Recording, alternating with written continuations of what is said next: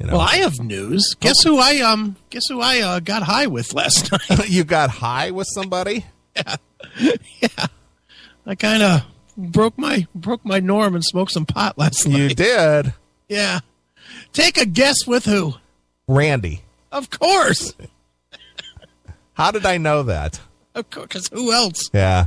Who else that's associated with the show? Sure. Did he come to your place? Yeah. Oh, okay. When was the last time you saw Randy? When he did the show with me, 2 years ago? Oh, really? Wow. Yeah. Dude, he just sort of hit me up, and he hits me up on Facebook, and he says, I'm going to Chuggers in Streetsboro for some guy died. Okay. We're having a tribute thing for this guy. Okay. And he's like, well, I'm going to be out there, but I want to bring some cookies over. Pot cookies? No, they weren't. They're just non-baked cookies. Sure. You know, so he's like, "Hey, do you care if I stop over?" I was like, "Nah, I don't give a shit." You know, so Randy comes over and you know, we start bullshitting. We're hanging out back here, and he's like, "Dude, I got something for you. I'm gonna run back out to the truck." Okay. I was like, "All right." Comes back in with 5 joints. Wow. He's ready to party, man. Yeah. So silly. So he fired him up, and you know, I was like, what the fuck? Why not? Yeah. Oh no, we just, dude, it was such a love fest for me and you last night. Holy cow. Really? Why? That dude loves us, man. Oh, he listens pretty regular, I guess. Yeah, well, he listens. He showed me on his phone. He's like, he's like, dude, if I could get this to somehow play through my car stereo or my truck, that would be the best. But instead, I drive down the road and I plug in this iHeart and I hold it to my head. So I actually gave Randy. I had one of those thingamajigs that you can plug into a lighter. Yeah, and it broadcasts on an FM band. Yeah. I had one of those that I haven't used since I got the Bluetooth. Sure. The car. Right. Just gave it to him. I said, here, dude, stop holding the phone up to your head, you dumbass. Nice. Yeah, like broadcast on a low band FM, like 88.9 or something like that. Right, whatever you put it on. Yeah, you sure. Set forever, wherever there's a dead spot. Right. But boy, does he love me and you, dude. He was just going on. And he said, I listened to that segment where you were talking about meeting Neely and how I was a big part of it. And, I really still feel like I'm a part of the show and I'm part of the reason it's great. He's part of the reason it's great. Part of the reason because he found me and you and put us together. Right. And I just was like, yeah, okay. Yeah. Did you ever see the movie Get Him to the Greek? Yeah. Uh-huh. It's just like Russell Brand and his dad having this discussion about what made him a rock star. Right. He says, I wrote all your hit songs from the tip of my cock. Right. Where do you think your talent comes from? It comes from me. I wrote all of your hit songs from the tip of my cock. That's right. Randy. Dude, I'm responsible for the greatness that is the CMS. Well, I'll tell you one thing. That dude has smoked a lot of pot in his day. You think? Holy smokes. Dude, his eyes, he looks Chinese now. Yeah. Because his eyes are never wide open anymore. Right. And you know what stunned me? That fucking guy is bald. Is he? Like, bald. Wow. Like, because, I was teasing him. I was just joking. I said, man, I never thought I'd see the day when I'd have longer hair than you. Right. And he took off his hat. He was wearing a hat, and he had a bandana on underneath it. Sure. And he's literally got the Greek ring. Wow. He's got the big bald top of his head and then the Greek ring that's like maybe 1/8 of an inch. Yeah. I mean, he is bald, man. Wow. I was like, holy shit. That happened fast. Yeah. Yeah, and then he's in a relationship. Sounds really fun. Oh, boy. He's been with her forever. I'm like, what are you fucking doing? I met him with some girl years ago. Well, it's probably still her. He's been with her since, I think he said 2006 or 2008 or something. Okay. I met him. I was at the, where the hell was it? can't remember if I think it was at that the place that's no longer there down in the valley, down by, what the hell was the name of that place? That it was like a little Great Steak. No. It's down near the flats, but it's not there anymore. I don't know. Anyway, what was it? It had the tent. It was the amphitheater, Tower City Amphitheater. That's the one. Yeah, that's not there anymore, right? No, it's gone. That was short lived. But that's the last time I saw him. He was there with some girl. I went there for some show. Yeah, I think it was like L.A. Guns, Danger, or something. And he and some girl was there together. That's probably her. Yeah. But he literally, he was telling me, he said, because he asked me, he goes, "Can I smoke this in here?" And I was like, "Yeah, I don't give me, I don't give a fuck." And I was like, "Yeah, whatever, dude." And so he's like, "Man, it's nice to be able to just sit back and fire one up." I was like, "What are you talking about?" He's like, "I can't do that at home." Yeah. I was like, "Why?" He's like, "My girl doesn't go for that." Right. I was like, "She doesn't go for you smoking pot, or she doesn't go for you smoking pot in the house?" "Well, man, it's kind of both." See, the guys, man, they get into these relationships. Yeah. And then they can't ever be themselves anymore. Oh, I know. And Lord knows I was as guilty as anybody, so I can't really totally beat him to death because I did it for 20 fucking years. But same exact thing. But were those ground rules laid down when you got married, or did they happen after you got married? Oh, no, dude. My ground rules were retarded, and I'm obviously not allowed to speak on them. Right. But, I mean, they were, I'll say this, they were common things. They weren't shit like you can't use illegal drugs in the house. They were things more related to maybe what was on a television, as an example. Yeah, sure. It was so ridiculous. And I, like a dummy that I am, oh, okay. Long as you're happy. Right. Fucking idiot. Yeah. Well, that's the thing, and I'm guilty of this too. It's just like, got to keep that girl happy, because if she's not happy, shit hits the fan. Well, now, I think that the best place is, that's what I even said to him. I said, "Dude, you're telling me this story, and you're really fucking not making me think at all that marriage is a good thing." Yeah. And he's like, I'm not married. I'm like, the fuck you're not. Yeah, you're towing the line. You bow to her. Yeah. You live with her and you bow down to her. The only thing that's different between that and a marriage is a piece of paper and a party. Yeah, so does he lives with this chick, or she lives with him, vice versa, or what? Seems like it. Okay. Seems like I couldn't quite figure out if she has her own place or not, but she's there, and he can't smoke pot in his house. Yeah. So... So the whole thing just sounded the typical horrendous that every relationship sounds like. Right. But yeah, so he was happy to be here. He's coming to the man palace so he could just sit there and do man things and be relaxed about it. He could sit back, listen to some Slash, and smoke weed. Right. So good. But yeah, so I spent a little time with Rockin Randy yesterday. Oh, well, good for you. Glad to see you're bonding with your bros, man. Hey, they want to come out to the palace. I'm willing to let them. Sure. Why not? I never get to see Randy. Right. Well, that's why I was, I wanted to know how long it had been since you saw him. And Lord knows, he must think that I'm fucking anorexic or something. I'm starting to look a little skinny. Jesus Christ, he brought gotta be 15 pounds of cookies. And that's not even a fucking made up number to make it sound like a lot. Right. He made these, what do you call those, no-bake cookies? No bakes. It's 2 cans that are like the big oatmeal, like you would buy like a big oatmeal thing. Sure. 2 of them full. I mean, literally probably 10 pounds of cookies. I was like, what? Did he leave them at your house? Yeah, they're here. Oh, boy. I'm going to give them to the boys. Because I don't really eat sugar. Right. So, I'm like the lone fat guy that doesn't eat sugar, but I really am not a sugar guy. So, I ate 1 to appease him, and then the kids will have to eat the rest, I guess. But Jesus Christ, 10 fucking pounds? Wow. Fuck does he think lives here? I'll Maybe because he smokes so much pot, maybe he wants to. Yeah, he's got the munchies. So who smokes more pot, Chips Enough or Randy Trask? Ooh.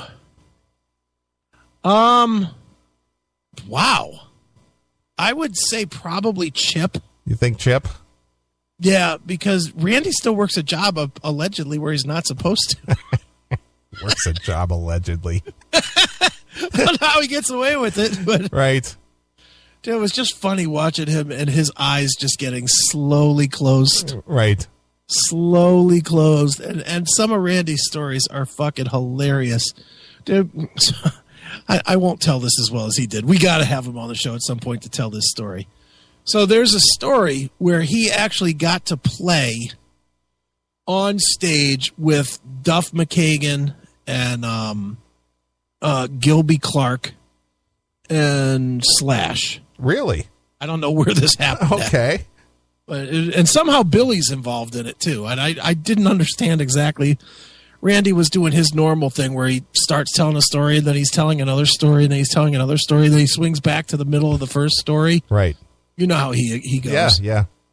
And so I couldn't quite follow along what happened. But he was telling me this story, and I was like, this is so Randy. He's like, yeah, I went up to Duff, and I said to him, I said, hey, man, how you doing, mother trucker? Mother trucker. And he was just like, so I asked Duff if I could give him a CD, and Duff said, yeah, but I didn't have a CD. So I asked him if I could give it to him another time, and he said, yeah. So then I ran into him another time, and I had the CD. I mean, he was like all over the map. Wow. And I was just like, wow, Randy is being Randy tonight. Yeah. I love it. Well, one thing that Randy, after all these years, he should realize, yeah, that when any of these guys get a CD from somebody, right in the trash. Dude, well, and he said Duff, he gave one to Duff's wife at one point. Okay. And he asked Duff if he heard it, and Duff was like, who'd you give it to? And he said, my wife. He's like, well, or your wife. And Duff said, well, of course I didn't hear it. You gave it to my wife. And then you got to hear this story, though. This is hilarious.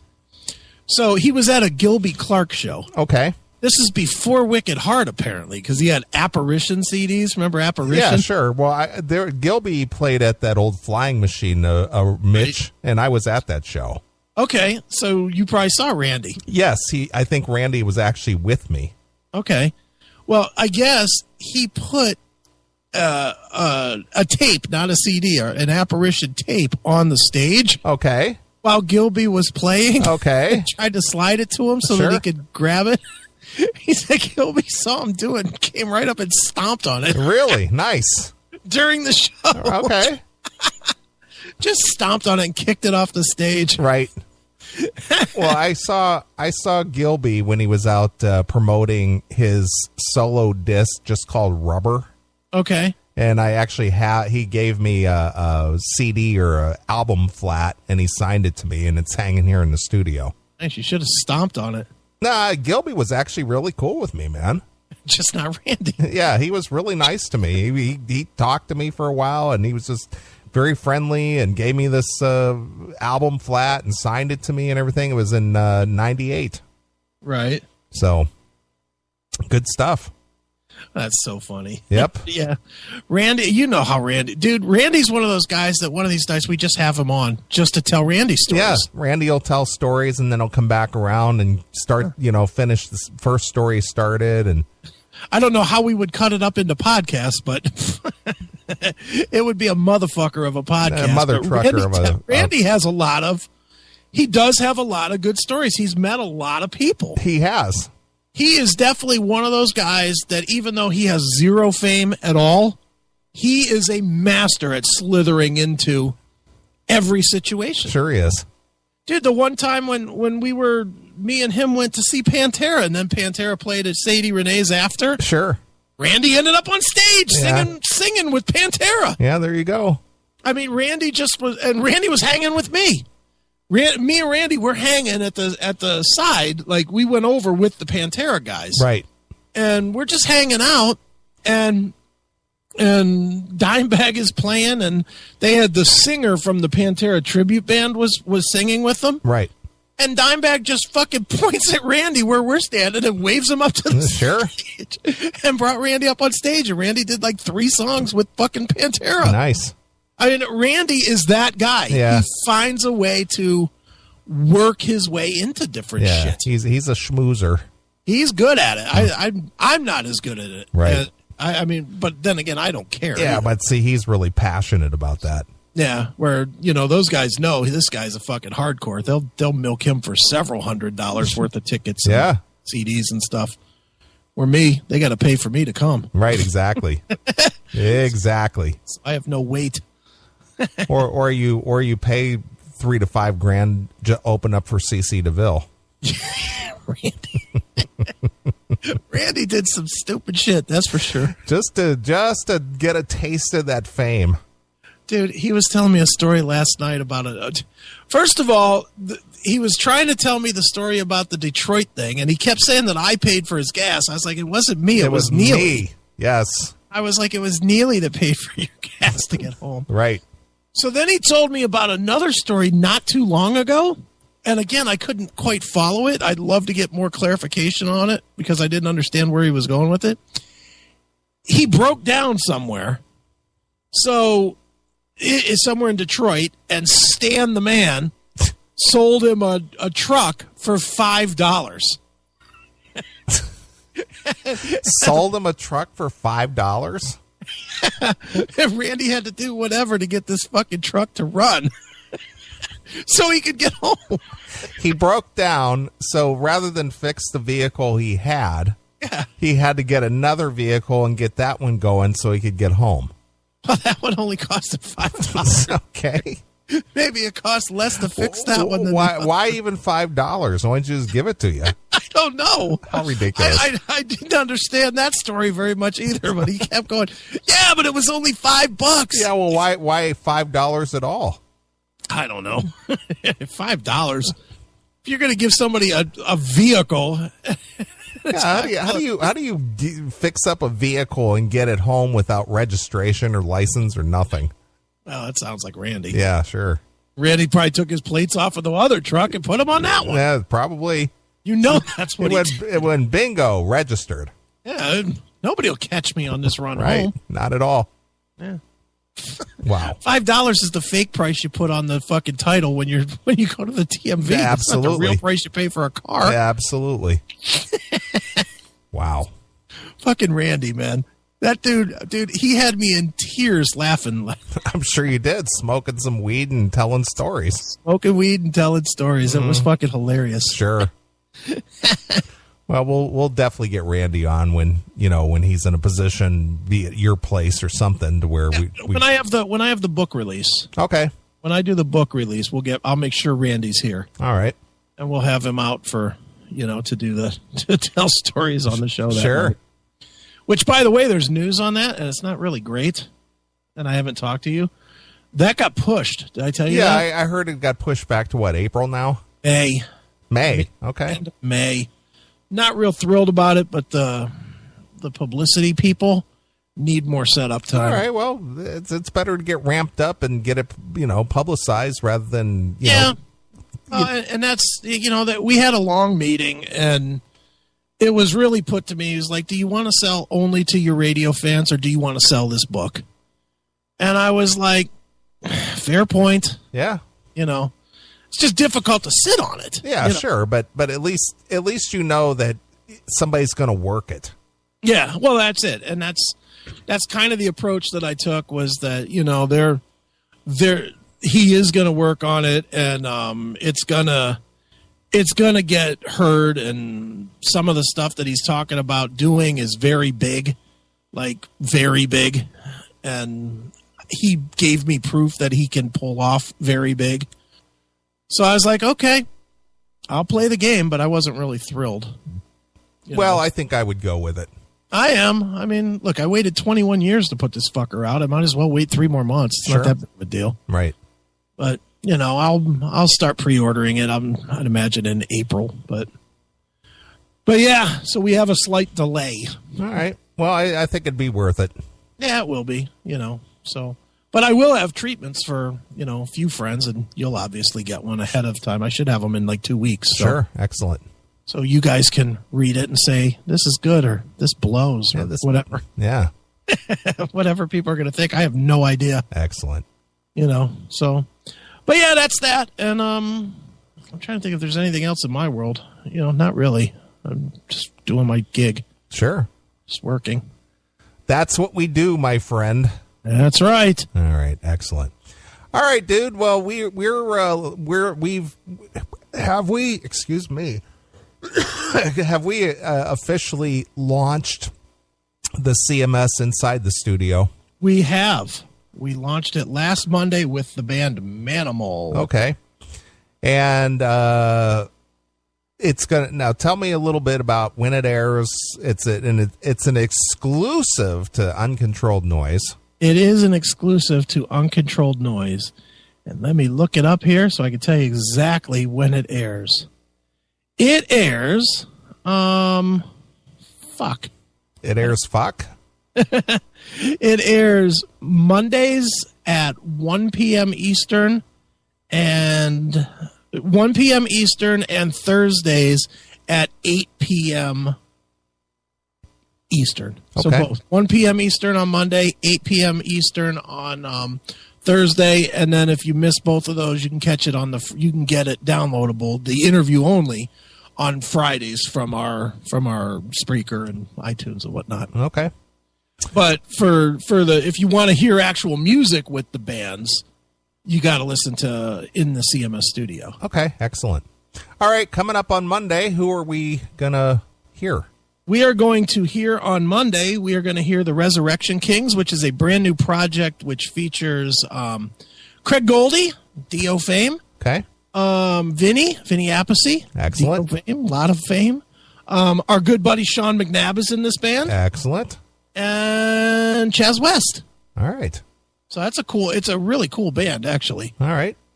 So yeah, we'll be featuring an interview with Craig Goldie, and it was a very good interview. In fact, Craig said it was one of the best top 5 of the last 30 years I've done. Wow. I was like, look at me. I'm a player. Look at you. All right.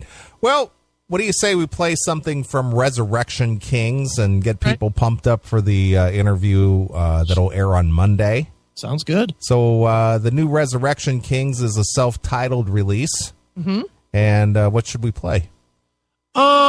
I like the tune Livin' Loud. Living Out Loud.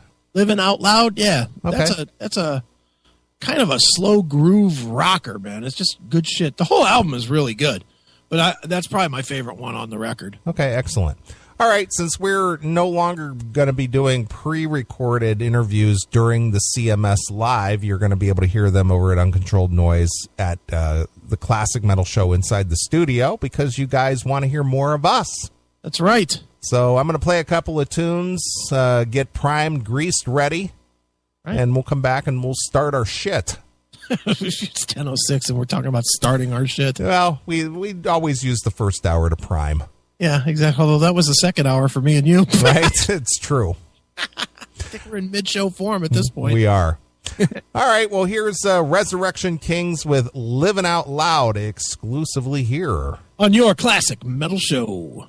Hi, this is Craig Goldie from Dio Disciples, Jafria, and now the Resurrection Kings, and I'd like to congratulate a 20th year for the Classic Metal Show. That is amazing. Nice one, guys.